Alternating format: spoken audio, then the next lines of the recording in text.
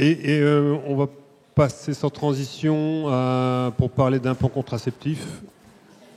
Oui, alors je ne sais pas qui a un véhicule Dodge Orlando, c'est ça ? Chevrolet, pardon. Orlando, apparemment, les clignotants s'allument. C'est une Chevrolet Orlando. C'est pas forcément de l'assemblée. Alors, ça c'est...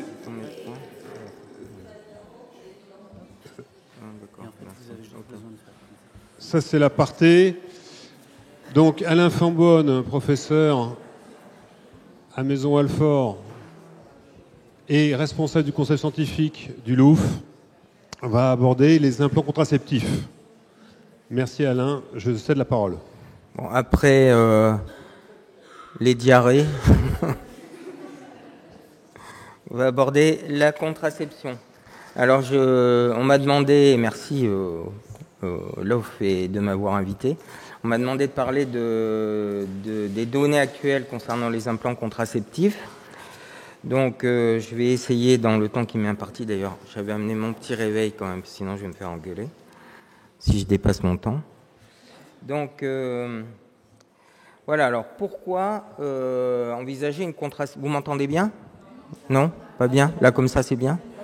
Alors pourquoi une contraception non chirurgicale ? Parce que c'est vrai qu'il y a énormément de chats et de chattes, et de chiens aussi, qui sont stérilisés chirurgicalement. Alors là, je ne vais pas parler cet après-midi des chats errants.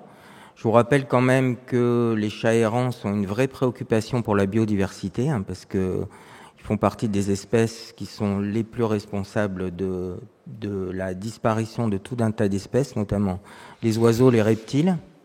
Mais je vais vous parler bien sûr de nos animaux familiers. Alors bien sûr, qu'est-ce que vous cherchez si vous mettez un implant ? À prévenir de façon réversible la reproduction. Donc on va voir comment ça fonctionne. Et puis également d'éviter les comportements indésirables. Alors je vous en ai repris quelques-uns. Le marquage urinaire, vous connaissez ça par cœur, si vous avez gardé des mâles entiers un certain temps. Les bagarres entre mâles, si vous avez plusieurs mâles ensemble. Et puis chez la femelle, je vous fais pas une description, mais surtout chez les orientales, j'ai eu par le passé une Somalie pendant 18 ans. J'adorais cette chatte, elle s'appelait Lulu.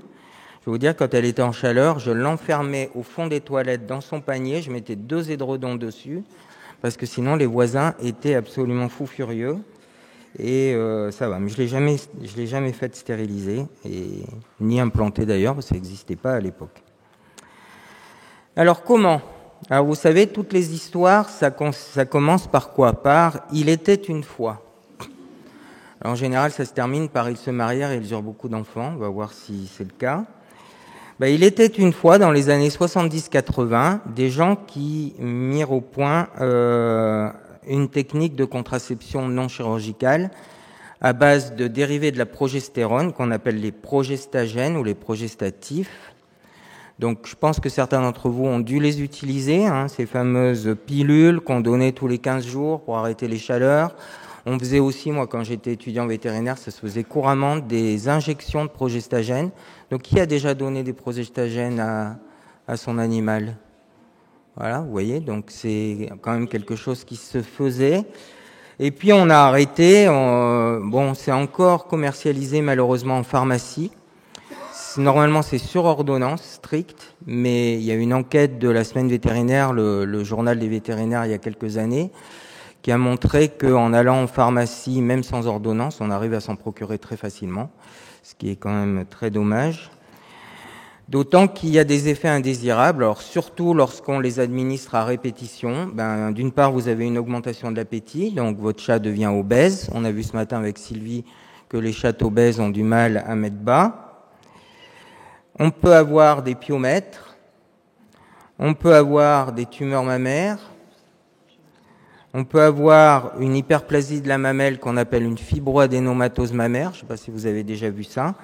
En l'espace de 15 jours, 3 semaines, ça grossit, donc c'est quand même assez spectaculaire. Et puis, vous avez, ça c'est plus subtil, l'utérus des chattes qui va se glanduliser. Si on ouvre une corne utérine sur quelques centimètres, on voit ces glandes endométriales très kystique. Et donc, qu'est-ce qui se passe au final? Non seulement elle risque à terme de développer un pyomètre, mais surtout elle va devenir infertile. Et donc tout ça sont les effets des progestagènes. C'est pour ça que des implants ont été développés, et le premier type d'implant que je pense vous connaissez toutes et tous, c'est un implant qui contient un agoniste de la GnRH. Alors la GnRH, qu'est-ce que c'est?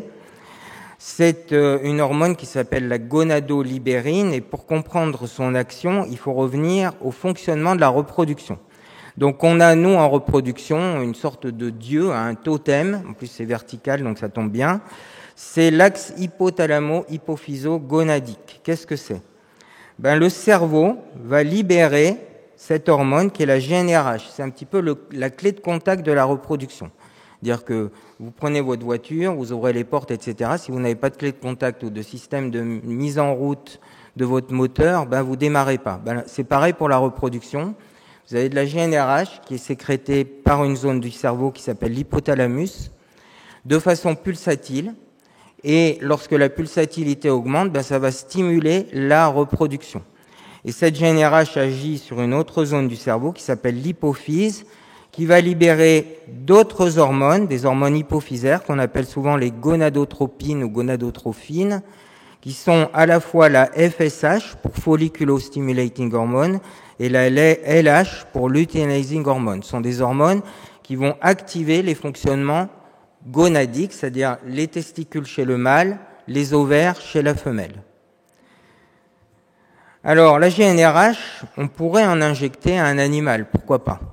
Mais c'est une molécule très simple. C'est une minuscule protéine composée de 10 acides aminés, ce qu'on appelle un décapeptide. Donc, si vous l'injectez à un animal, ça disparaît en quelques minutes. Ça a une durée d'action extrêmement brève. Donc, pour obtenir un agoniste de la GnRH, on va substituer plusieurs acides aminés, 2 ou 3 acides aminés, à des positions stratégiques dans la molécule. Ça va augmenter l'affinité de cette molécule pour les récepteurs hypophysaires, et ça va augmenter surtout la stabilité de la molécule, et donc son action dans le temps peut être prolongée. Donc la dégradation est plus lente. Alors il existe un agoniste de la GnRH dans ces implants qui s'appelle la desloréline. Donc ces implants, ils ont été développés en Australie par une entreprise qui s'appelle Peptech, qui sont toujours fabriqués en Australie d'ailleurs. Ça explique en partie leur coût, parce qu'ils doivent venir en bateau réfrigéré, en bateau dans des conteneurs réfrigérés. Après, ils sont transportés depuis les ports en camions réfrigérés. Et donc, ils sont sur le marché européen depuis 2007.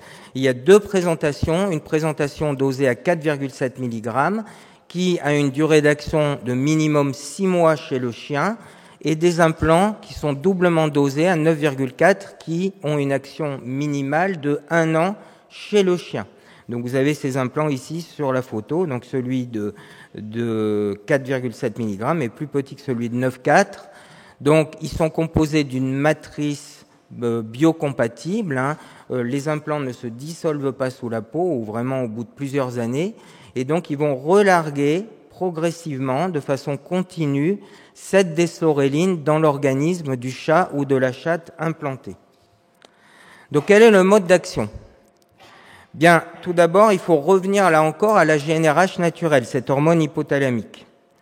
La GnRH est sécrétée donc par l'hypothalamus, elle va agir sur l'hypophyse, et donc elle est sécrétée, je vous l'ai dit, de façon pulsatile, et l'hypophyse va réagir en synthétisant et en sécrétant les gonadotropines qui agissent sur le fonctionnement ovarien chez la femelle et sur le fonctionnement testiculaire chez le mâle. La différence de l'implant, c'est que l'implant ne relargue pas l'hormone de façon pulsatile, mais de façon continue. Alors, qu'est-ce qui se passe? Dans un premier temps, il y a beaucoup de desloréline libérée par l'implant, et ça joue le rôle activateur de la GnRH. Donc, l'hypophyse va réagir en sécrétant des gonadotropines, FSH, LH. Et donc, ça va activer pendant un certain temps la reproduction, pendant 7 à 15 jours. Donc on va le voir, la plupart des chattes implantées vont rentrer en chaleur par exemple. Donc ça, c'est l'effet initial activateur de l'implant. Et pour le moment, on n'a pas encore trouvé de méthode fiable d'empêcher cet effet activateur chez le chat. Mais si la stimulation continue se poursuit, c'est-à-dire si vous ne retirez pas l'implant, qu'est-ce qui se passe? Eh bien, il y a dans un second temps une inhibition qui se produit, notamment par désensibilisation des récepteurs, mais également par arrêt de la synthèse de ces gonadotropines, notamment de l'ALH. Et donc, on a un effet, entre guillemets, j'aime pas trop ce terme, castrateur qui se produit, c'est-à-dire que la reproduction est empêchée. Il n'y a plus d'activité. Donc, comment on pose ces implants? Certains d'entre vous ont dû déjà voir ça. On a des implanteurs qui font un petit peu peur, parce qu'on a quand même des grosses aiguilles. Elles sont plus grosses que celles qu'on utilise pour les puces d'identification. Et donc, ces aiguilles contiennent un implant. Donc, il est demandé au vétérinaire de vérifier que l'implant est bien à l'intérieur. D'ailleurs, la tige qui est à l'intérieur est bleue. Ça permet au vétérinaire, quand il pousse, de vérifier que ce qu'il voit au bout, c'est bien blanc et c'est pas bleu. Si c'est bleu, ça veut dire que l'implant est tombé. Et ça peut arriver dans les process de fabrication en Australie. Alors, je vais commencer par une position qui n'est pas celle de l'AMM, mais que je vous conseille très fortement, on va y revenir, c'est de faire mettre l'implant par votre vétérinaire en région post-ombilicale. Pourquoi? Parce que si on est amené à devoir retirer l'implant, c'est très facile, à la faveur d'une petite sédation ou tout simplement une petite anesthésie locale, une petite incision, on retire l'implant très facilement. Donc voilà des images qui proviennent d'un collègue italien, enfin de collègues italiens qui vous montrent voilà l'implantation. Donc je peux vous dire, plusieurs d'entre vous m'ont eu, j'ai implanté leurs animaux. La plupart du temps, si les chats sont sympas, on n'a pas du tout besoin de les sédater, ça se fait assez facilement. Alors, on peut essayer également, comme les Allemands, de les mettre à la face interne de la cuisse. J'ai essayé sur des chats, j'aime pas bien ça parce que la peau est extrêmement fine et on a très facilement tendance à ressortir de l'autre côté. Et donc l'implant, vous le mettez en l'air et vous êtes, ça m'est arrivé une fois, vous n'avez plus qu'à recommencer. Alors bien évidemment, l'AMM recommande, notamment chez les mâles, d'implanter en région interscapulaire. Donc c'est bien, mais à mon avis seulement sur des mâles que vous réimplantez, parce que pour retirer l'implant après, c'est quasiment impossible. On n'arrive pas à les retrouver, on ne sait pas où ça en est. Alors, il y a une indication de ces implants qui est dans le cadre de l'AMM, qui est chez le mâle. Alors, est-ce que certains d'entre vous utilisent parfois suprélorhin chez le mâle? Est-ce que vous pouvez lever la main? Ah, j'aurais pensé plus que ça. Alors, ceux qui l'utilisent, ça fonctionne bien? Qui pensent que ça fonctionne bien? Qui n'est pas d'accord, qui pense que ça fonctionne pas bien? Françoise, elle n'est pas contente. Alors, si on regarde le résumé des caractéristiques du produit, chez le mâle, c'est l'induction d'une infertilité temporaire et une suppression des odeurs des urines et des comportements sexuels tels que la libido, les vocalisations, le marquage urinaire et l'agressivité chez les chats mâles non castrés âgés de plus de 3 mois. Donc, ouais. Vous voyez, il y a des indications extrêmement larges dans le RCP, donc pour lequel le produit a obtenu l'autorisation de mise sur le marché. Est-ce que ça agit rapidement? Alors, effectivement, j'entends non, c'est pas faux. Donc ça, c'est la toute première étude qui a été publiée par une consoeur allemande en 2011 sur 10 chats. Vous voyez, il y a seulement 5 chats sur 10 qui avaient une testostérone basale au bout d'un mois. Et même sur un chat sur 10, il a fallu attendre 3 mois pour avoir une testostérone basale. Donc, dans la plupart des études, pourtant, le taux basal est obtenu après 5 semaines. Alors, vous voyez, dans cette toute première étude, c'est intéressant, on voit que certains chats n'augmentent pas vraiment en testostérone, c'est-à-dire qu'il y a un effet activateur initial qui est relativement faible, puis d'autres augmentent beaucoup en testostérone et vont baisser après. Mais vous voyez quand même, au bout d'une vingtaine de jours, la plupart des chats sont quasiment basales en testostérone, donc sont stérilisés médicalement. Alors, il y a eu en 2023 une très grosse étude en Allemagne également, dans la même équipe, l'équipe de Hanovre, sur 150 chats implantés, où on a des chiffres donc quand même sur un plus grand nombre de cas, sachant quand même que c'était des chats de maison et non pas des chats de race. Donc à 45 jours après l'implantation, près de 80% des chats sont stérilisés médicalement et 3 mois après, 80%. Donc ça veut dire qu'il y a quand même environ 20% des chats qui n'ont pas encore une testostérone basale 3 mois après implantation de suprélorhin. Donc effectivement, chez certains chats, ça peut être très long avant d'obtenir l'effet. Par contre, 1 an après la pose de l'implant, il y a encore plus de 60% des chats qui sont sous effet de l'implant. Donc, et c'est l'implant 4,7, donc c'est un implant qui dure 6 mois chez le chien, donc il va durer beaucoup plus longtemps chez le chat. Alors, quelles sont les modifications cliniques après implantation ? Bien, les testicules, la plupart du temps, vont diminuer de taille, mais c'est progressif. Vous voyez, en 2 mois après seulement, les testicules ont diminué de 50% et ils sont diminués surtout à partir de 3 à 4 mois après la pose de l'implant. Alors, c'est pas systématique. Moi, j'ai vu des animaux, des chiens ou des chats, qui avaient des testicules qui n'avaient pas tellement diminué de taille, mais qui étaient pourtant bel et bien sous effet de l'implant. Alors, le volume testiculaire va être retrouvé environ 21 mois après l'implantation. Je reviendrai sur ces délais d'action.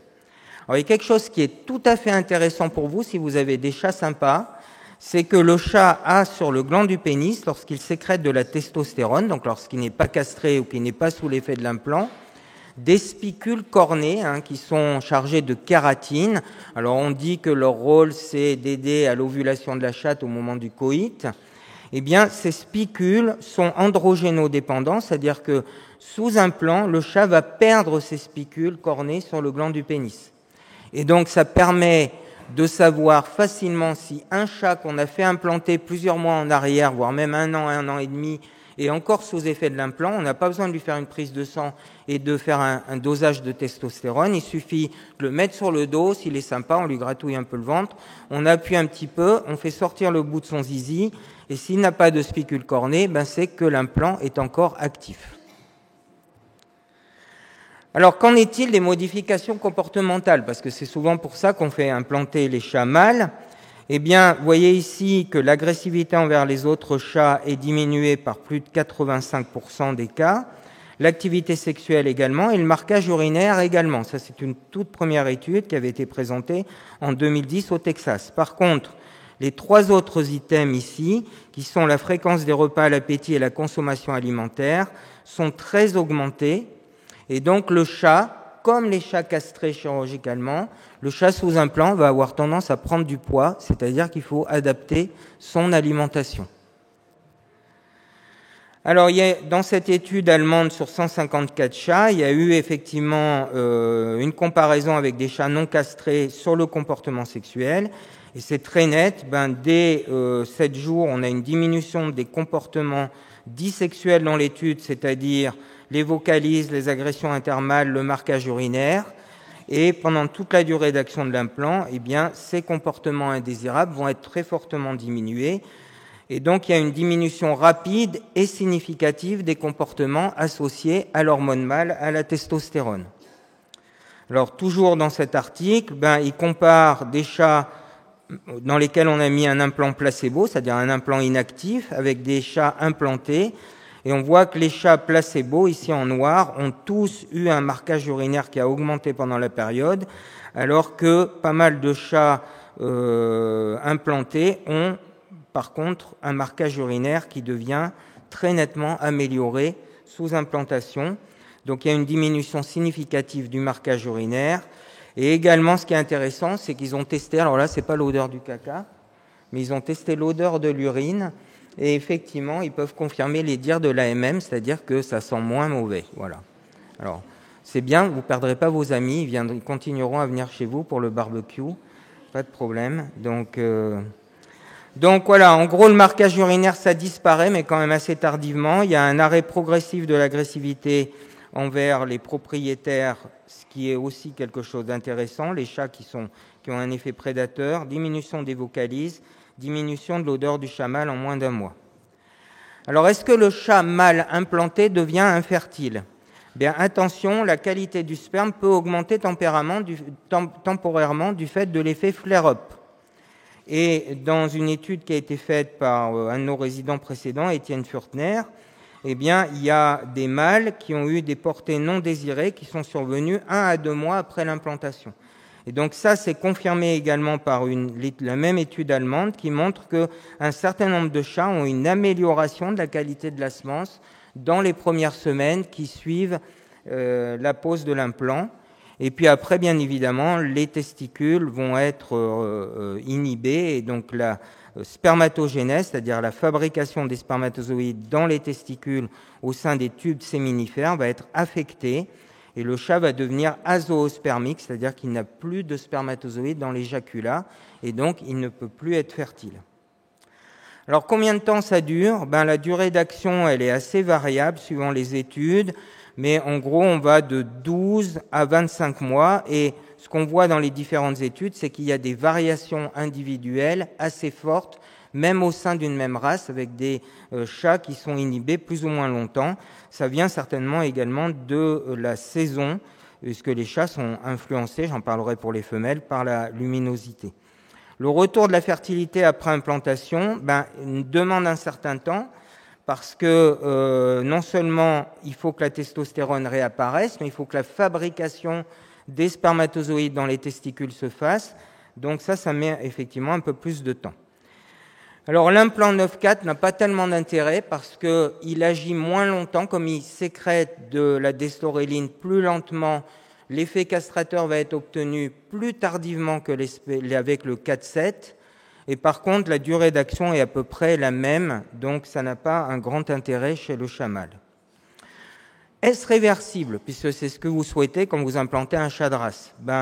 Effectivement, la plupart des études montrent que ils ont éventuellement une petite activation au départ, et puis ça diminue, ça reste basal pendant en moyenne 21 mois, et puis ça reprend, et le chien retrouve sa fertilité.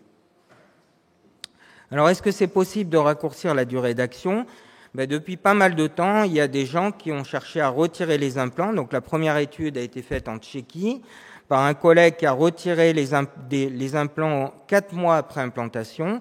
Il a montré qu'au cours des 4 mois suivants, les chats récupéraient une testostéronémie normale et également une qualité de la semence normale.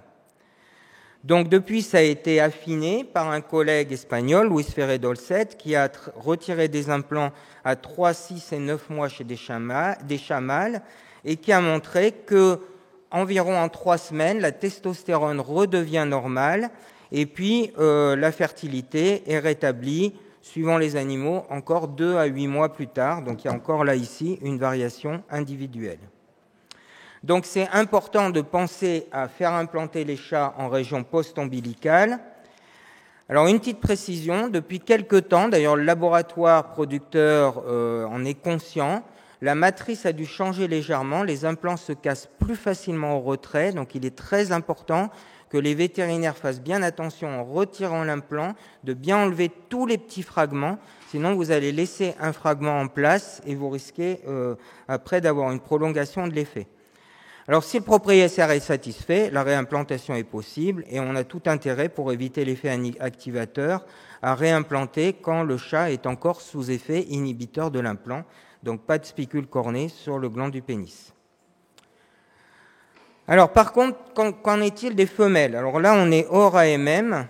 Alors est-ce que vous utilisez parfois Suprelorin chez des chattes ? Vous voyez, c'est à peu près le même nombre de personnes. Alors, ça fonctionne bien ? Oui. Voilà, donc il y a le pour et le contre. Alors, premier effet, l'effet activateur. Qu'on implante des chattes en chaleur ou qui ne sont pas en chaleur. Alors les chattes qui ne sont pas en chaleur, en interœstrus, elles vont rentrer en chaleur. Pas toutes, mais un grand nombre, surtout si on est en saison favorable, donc au printemps, en été. Si elles ne sont pas en chaleur, eh bien on va les faire ovuler. Et elles peuvent être absolument gestantes. Donc certaines chattes peuvent être en chaleur. Une gestation peut survenir. Alors il y a 2 cas rigolos. Une publication allemande où ils ont eu une chatte qui avait été implantée, ils n'avaient pas vu, elle a été saillie par un mâle. La gestation a été jusqu'à son terme, l'implant n'a pas été retiré. Et la chatte a mis bas sans problème, mais par contre n'avait aucun instinct maternel, mais aucun. Donc, et alors ce qui est intéressant, c'est que 2 ans plus tard, elle a eu des chaleurs naturelles cette fois-ci, puisque c'est réversible. Elle a été mise à la reproduction, elle a eu des chatons, et là, elle était très bonne mère. Donc ça peut altérer l'effet maternel. Il y a un cas récent qui a été publié par des collègues de Lyon, qui a la même chose, mais ils ont retiré l'implant environ 1 semaine avant la mise bas, et là, elle a mis bas sans problème, et elle était excellente mère. Donc, alors, qu'en est-il chez la chatte? Moi, je vous conseille, si vous utilisez ça chez une chatte adulte, de prendre des précautions. Je sais que chez la chienne, ces implants peuvent rarement, mais peuvent quand même, induire des kystes ovariens avec des chaleurs prolongées qui ne se terminent pas. C'est-à-dire que la chienne est en chaleur 3 semaines, 4 semaines, 1 mois et demi après la pose de l'implant. On doit retirer l'implant. Et dans de rares cas, il peut y avoir des pyomètres. Donc, ces effets indésirables semblent rares chez la chatte, on ne sait pas trop pourquoi, mais ce qui est conseillé, nous, c'est ce qu'on essaye de faire sur les chattes qu'on implante, c'est de regarder quand même les ovaires à l'échographie avant d'implanter une chatte pour être sûr qu'ils ne sont pas kystiques, et vérifier l'utérus pour vérifier qu'il n'est pas, lui non plus, glandulo-kystique, comme ce que je vous ai montré tout à l'heure, ce qui pourrait favoriser le développement d'un pyomètre par la suite. Alors, si ça marche bien, les chaleurs vont se terminer. Vous surveillez votre chatte pour qu'elle ne soit pas saillie. Et là encore, il y a des délais d'action variables, à la différence près que chez certaines chattes, ça semble être même plus long que chez le chat. Et donc, il y a un important effet de l'environnement et du lieu de vie. On sait qu'une chatte qui vit avec des mâles à côté, beaucoup d'autres congénères, va avoir une durée d'action de l'implant qui est en général plus courte qu'une chatte qui vit seule dans une maison, surtout si la maison est mal éclairée. Alors, est-ce que c'est possible de raccourcir la durée d'action? Le même Ferré-Dolcet a étudié chez les chattes et a montré que c'est assez rapide. En général, dans les moins de 2 mois qui suivent, la chatte va rentrer en chaleur après la pose de l'implant. Et puis, il a même testé un marqueur ovarien qui s'appelle l'hormone antimullérienne, l'AMH, et il a montré qu'on peut étudier la reprise d'activité ovarienne en dosant l'AMH dans le sang de la chatte, et donc ça permet comme ça de bien justifier les choses. Alors qu'en est-il de notre expérience? Eh bien, Étienne Furtner a fait une étude, et je pense que plusieurs d'entre vous ont dû y participer à l'époque, et je vous remercie, sur l'utilisation des implants chez le chat mâle et chez la chatte. Donc, on a eu les réponses de 34 éleveurs dans 14 races. Alors, on avait une durée moyenne d'action chez le chat qui pouvait aller jusqu'à 21 mois, mais qui en moyenne était quand même plus courte que ce qu'il y a dans les études chez les chats de maison, donc plutôt autour de 14 mois, avec une réversibilité démontrée à 100%, sur les chats qui ont été mis à la reproduction avec une prolificité normale. Par contre, je vous l'ai dit, il peut y avoir des saillies fertiles jusqu'à 2 mois post-implantation. Et on a même dans l'étude des mâles qui, pendant toute la durée de l'action de l'implant, bien qu'étant infertiles, azoospermiques, continuaient à avoir une libido et à saillir les chattes. Exactement comme certains chats castrés ou vasectomisés continuaient à saillir les chattes. Et bien sûr, il peut y avoir des prises de poids. Donc voilà les données brutes, je vous les enverrai si vous voulez, je ne veux pas trop dépasser. Vous voyez que les British étaient ceux qui étaient en gros inhibés le plus longtemps et qui mettaient le plus de temps à redevenir fertiles par la suite. Mais il y a tellement peu d'animaux que c'est difficile d'en déduire quelque chose. Qu'en est-il chez les femelles? Eh bien, les femelles sont, dans notre étude, inhibées un peu plus longtemps au niveau des chaleurs que les mâles, autour de 16 mois, mais ça n'a pas dépassé 18 mois. 12 femelles parmi ces 41 femelles avaient été mises à la reproduction au moment de la publication des travaux, et elles ont toutes reproduit. Alors, il y a 2 femelles quand même qui ont eu des chaleurs prolongées, sur lesquelles il a fallu retirer l'implant. Une chatte qui a développé une fibroadénomatose mammaire, je vous ai montré tout à l'heure ce que c'est. Donc là encore, l'implant a dû être retiré. Et une chatte qui a eu des problèmes de perte de poils, d'alopécie, sur laquelle il a fallu retirer l'implant. Voilà, là encore, alors là, dans cette étude, c'était les maux égyptiens qui étaient inhibés le plus longtemps. Alors, il nous reste quelques minutes pour parler d'une autre approche possible chez les femelles, c'est la mélatonine. Alors, pourquoi je vous ai mis une brebis ? Alors je sais que peut-être vous avez des coussins en laine pour vos chats, mais c'est pas la raison, c'est que la brebis c'est l'anti-chatte. Voilà, alors c'est parce que les chattes, elles sont en chaleur au printemps quand il y a beaucoup de soleil, les brebis c'est en automne quand il n'y a pas beaucoup de soleil.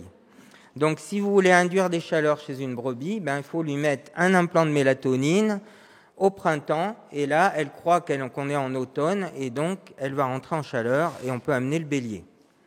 Voilà. Alors, est-ce que vous utilisez parfois la mélatonine ?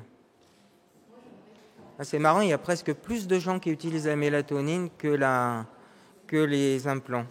Qui pense que ça fonctionne bien ?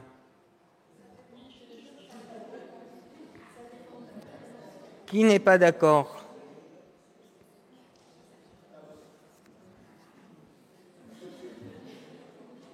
Je suis les deux, hein.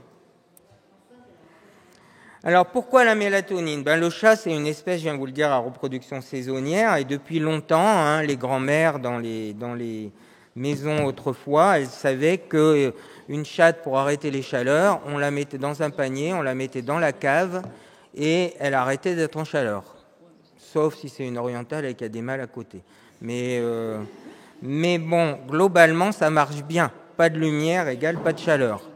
Donc la solution, vous fermez les fenêtres chez vous, les volets, vous éclairez à la bougie et vous serez tranquille avec les chaleurs de vos chattes. Et c'est très naturel comme procédé, pas besoin de mélatonine. Mais après, vous allez dormir aussi, ça c'est le problème. Alors la mélatonine, vous savez, on en prend pour dormir, c'est sécrété par une zone du cerveau qui s'appelle la glande pinéale, qu'on appelle aussi l'épiphyse. Et puis, ça va être sécrété pendant la nuit et les concentrations sont 15 fois celles qu'on a dans la journée.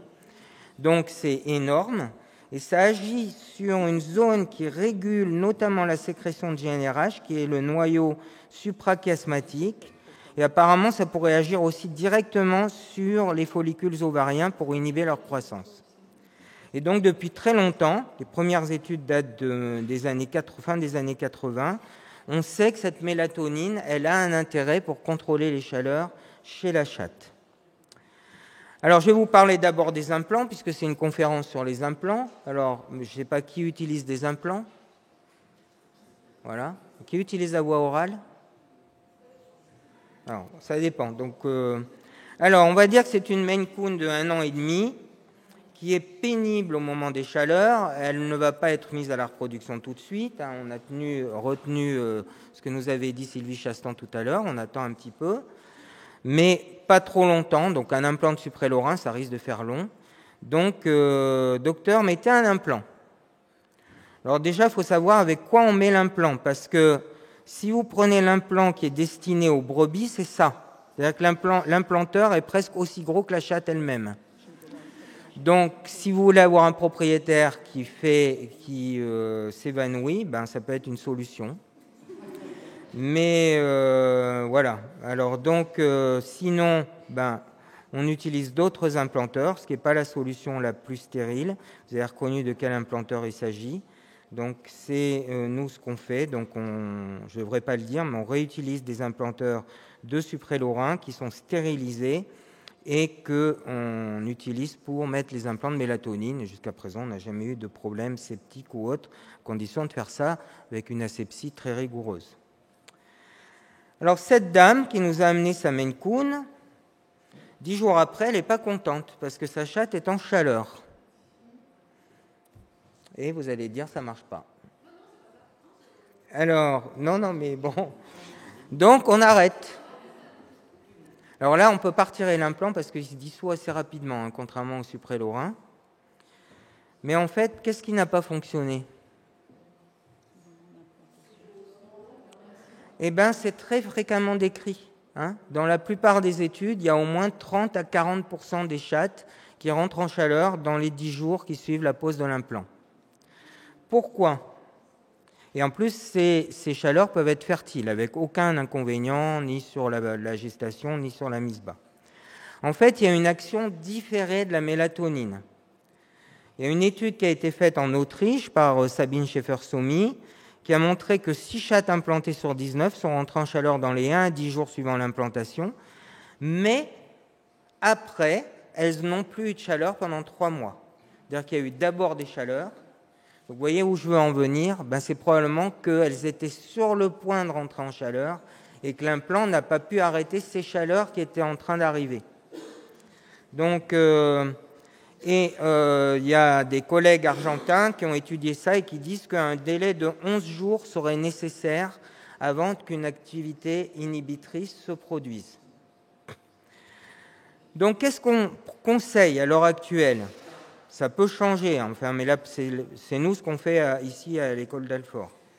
Vous savez que pendant la saison favorable, donc ça démarre à la fin de l'hiver et puis jusqu'à la fin de l'automne, les chattes ont des chaleurs régulièrement, qui sont séparées par des phases tranquilles, qui peuvent être de 1 à 3 semaines, 1 mois et demi parfois, qu'on appelle l'interœstrus, période entre 2 œstrus.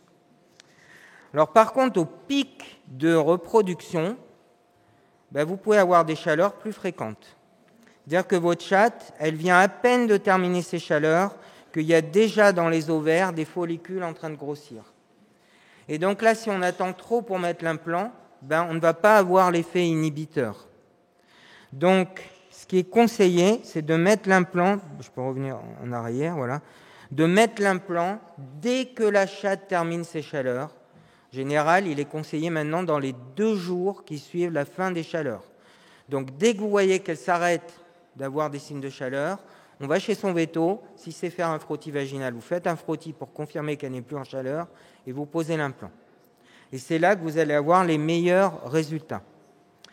Alors, pourquoi attendre la fin des chaleurs? Parce que ça agit moins longtemps. Vous voyez dans cette étude sur des chattes en chaleur, ils ont obtenu, avec l'implant de mélatonine, 2 mois d'arrêt de chaleur, alors qu'ils ont obtenu presque 4 mois sur des chattes en interœstrus.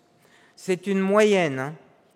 Donc c'est une moyenne, il faut faire attention, mais quand même, ça a été confirmé par l'étude dont je vous parlais, qui a été faite en Autriche, sur ces 19 chattes, où il y a eu des délais moyens de plus de 100 jours d'arrêt de chaleur.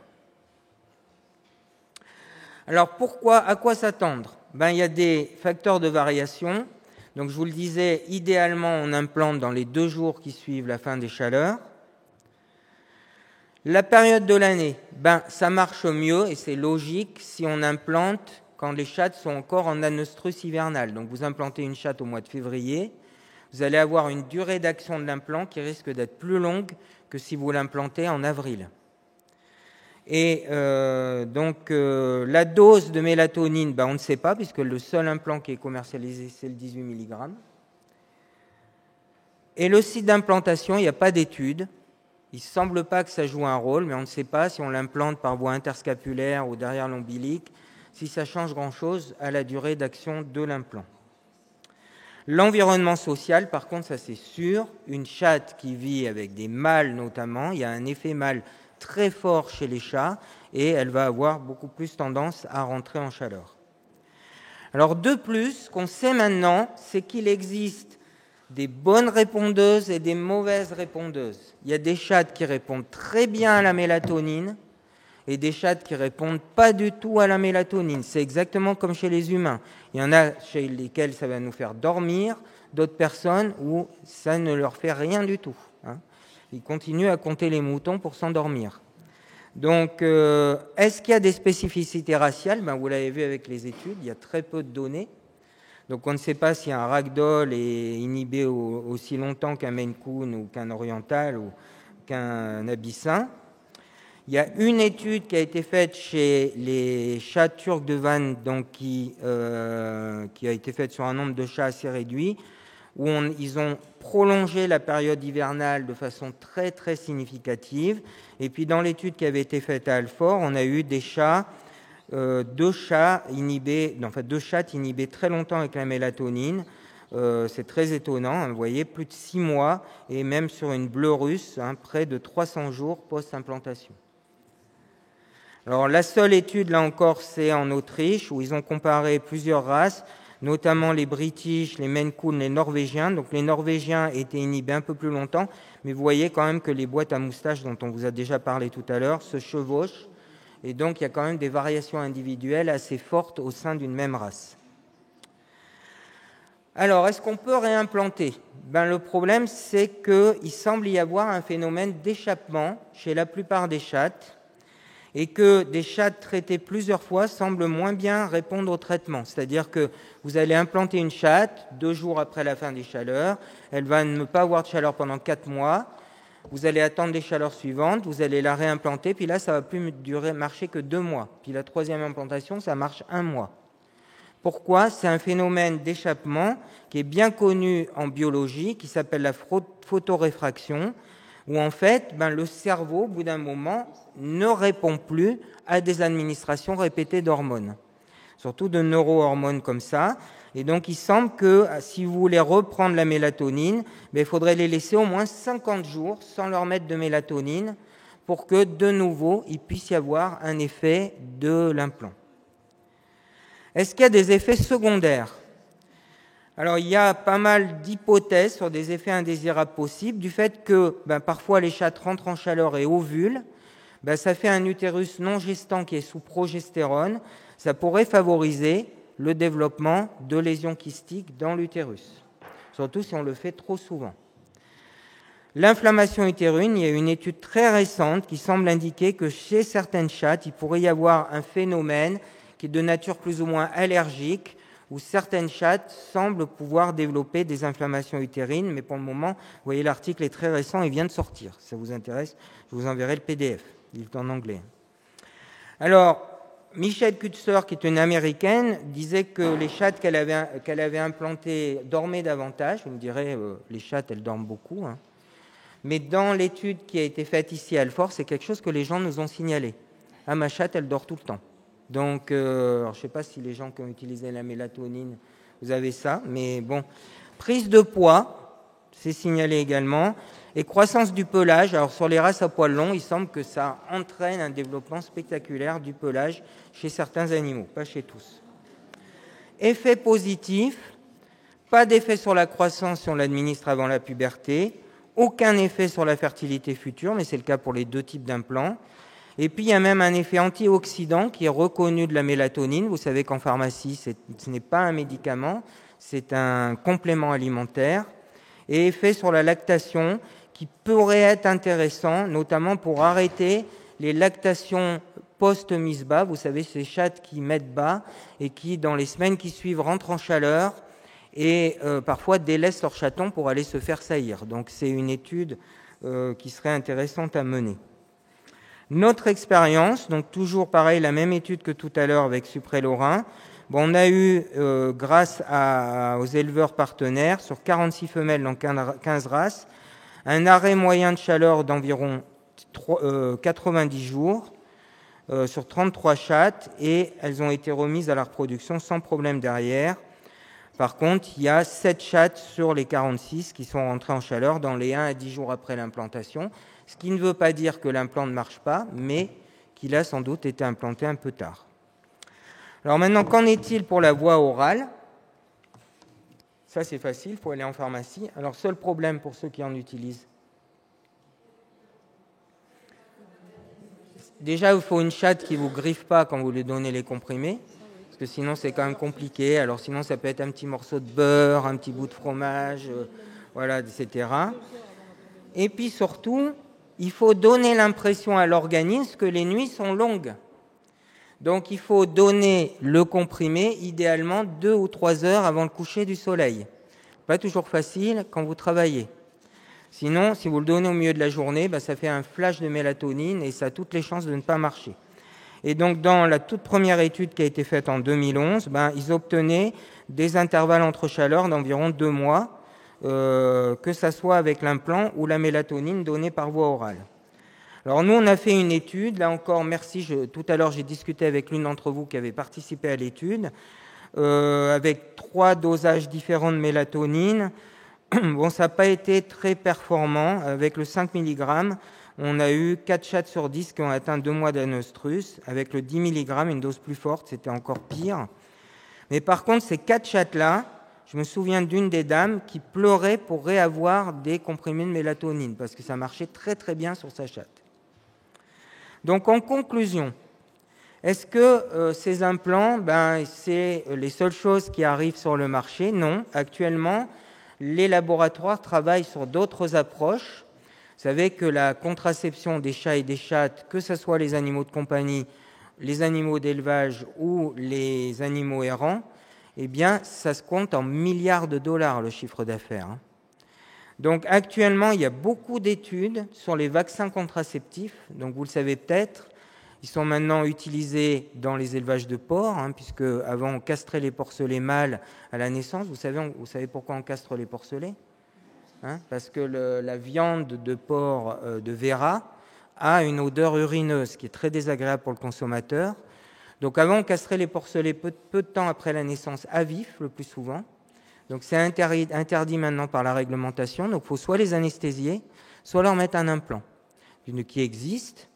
Eh bien, on a pas mal d'études avec cet implant, avec d'autres implants d'agonistes anti-GnRH. D'autres vaccins, pourquoi je dis implant, d'autres vaccins anti-GnRH, puis il y a d'autres approches avec d'autres types de molécules, des inhibiteurs de l'aromatase, etc. Donc je pense que dans les années à venir, les vétérinaires qui sont présents dans cette salle, et vous, éleveurs, vous allez voir beaucoup de nouveautés arriver en matière de maîtrise de la reproduction réversible chez les chats et les chattes.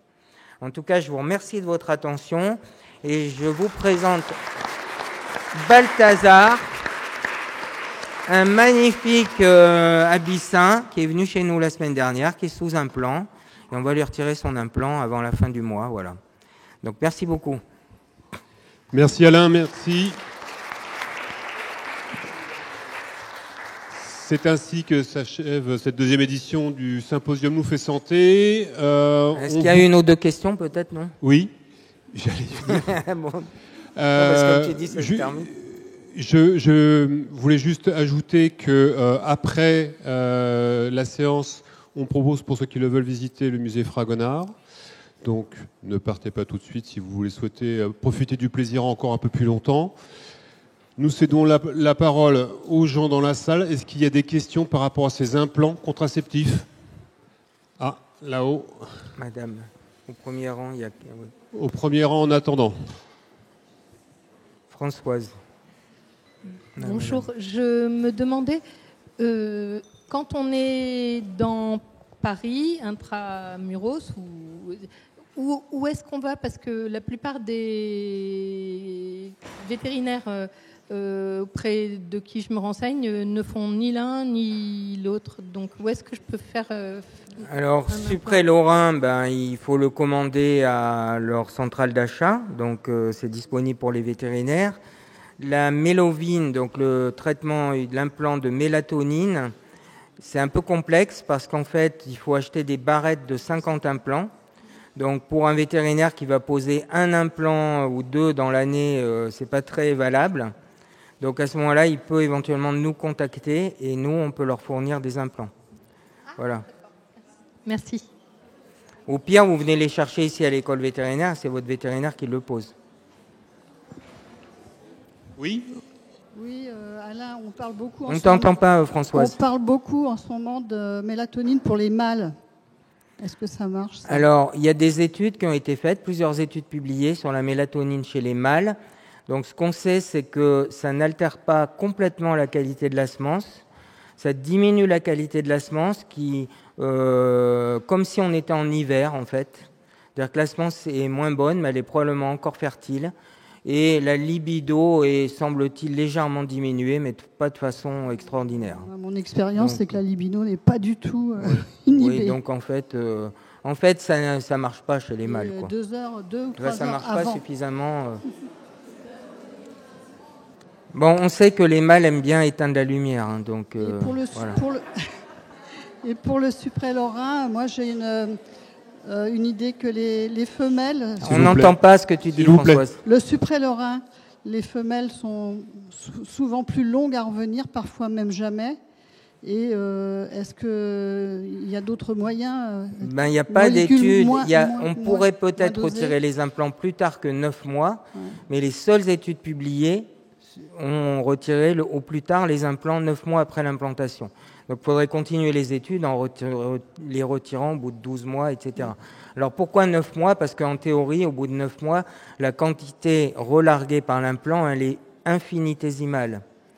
Donc ça a été montré par des études où on faisait des prises de sang à des chattes, où on dosait la deslorelline dans le sang, donc la deslorellinémie, qui devient très très faible au bout d'un moment. Et le risque d'infertilité dans ce cas-là, parce que par exemple, je vois par exemple pour les siamoises qui sont tout le temps en chaleur. Moi, je pense qu'il faut savoir que l'implant de supralorhin, chez certains individus, agit très longtemps. Vous l'avez vu, il y a des cas extrêmes avec des animaux inhibés très longtemps.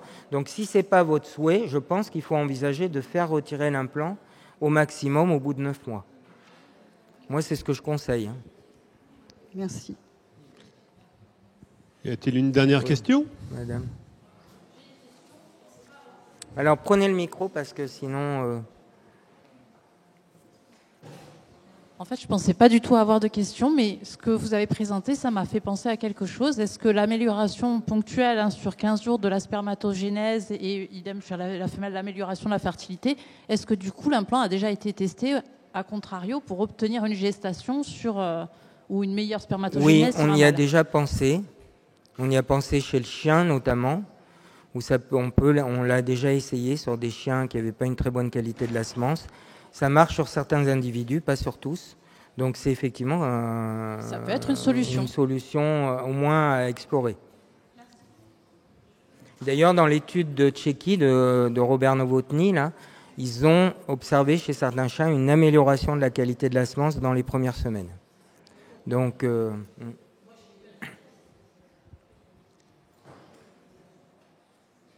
Eh bien, écoute Alain, merci beaucoup. Merci à vous.